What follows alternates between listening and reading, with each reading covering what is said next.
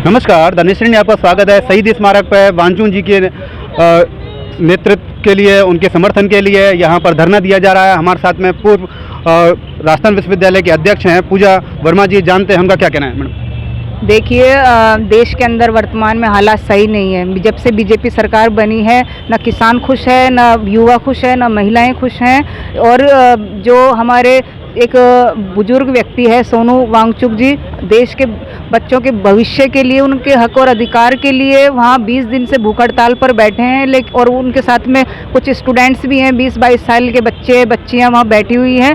लेकिन उनके जो एक मांग है, एक शिक्षा व्यवस्था में सुधार हो, पारदर्शिता से प्रतियोगी परीक्षा हो, तो ये जो छोटी छोटी मांगे हैं उनकी न्याय की बात कर रहे हैं वो। और जो भारत सरकार के लोग हैं, कोई भी उनकी बात सुनने के लिए वहाँ अभी तक नहीं पहुंचा है। और जैसा आज जयपुर की धरती जो शहीद स्मारक पर है, हम सभी doctor Ambedkar memorial welfare society के नेतृत्व में यहाँ एक दिन का अनशन पर बैठे हुए हैं। मैडम, सरकार संवाद ही नहीं करना चाह रही है। सरकार इतने दिन से अगर संवाद करती तो ये स्थिति नहीं बनती। उनकी जान को जोखिम है, उनकी कभी भी इस तरीके के हालात हैं, शरीर बहुत नाजुक हो चुका है और भी कई दिक्कतें हो रही हैं। यही तो दुख है। ये बीजेपी बेशरम सरकार हो चुकी, गूंगी बहरी अंधी सरकार हो चुकी।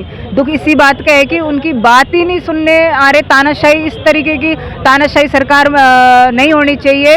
हमें ऐसा नेता नहीं चाहिए। जनता ने आपको चुन के भेजा है तो आपका फर्ज बनता है, आपका कर्तव्य बनता है उनकी पीड़ा सुने।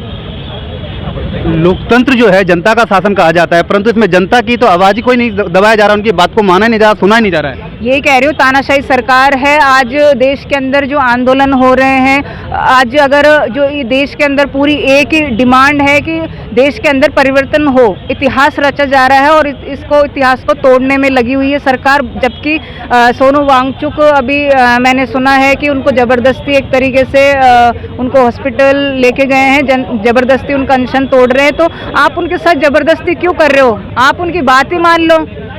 धर्मेंद्र प्रधान इस्तीफा दे दें, शिक्षा व्यवस्था में सुधार हो जाए, प्रतियोगी परीक्षा पारदर्शिता तरीके से हो जाए। छोटी तो डिमांड है उनकी। जैसा कि पूजा वर्मा जी ने कहा कि पारदर्शी शिक्षा की जो मांग है वो की जानी चाहिए। जो उनका मुख्य जो मांग है वो धर्मेंद्र प्रधान जी के इस्तीफे की मांग है। सरकार को जो मांग है उन पर संवेदनशील तरीके से उनको सोचना चाहिए और उनकी मांगों को मानना चाहिए, जिससे कि एक व्यक्ति की जान बच सके, बहुत सारे लोगों की जान बच सके। कि जिस तरीके के घोटाले हो रहे हैं शिक्षा में, जिस तरीके की व्यवस्थाएं हैं, उससे पेपर लीक हो रहे हैं और पेपर लीक ना हो और शिक्षा में सुधार हो, लोगों को न्याय मिल सके। हमारे साथ बने रहिए। धनेश्वरी इंडिया से मैं डॉक्टर अजीत सिंह।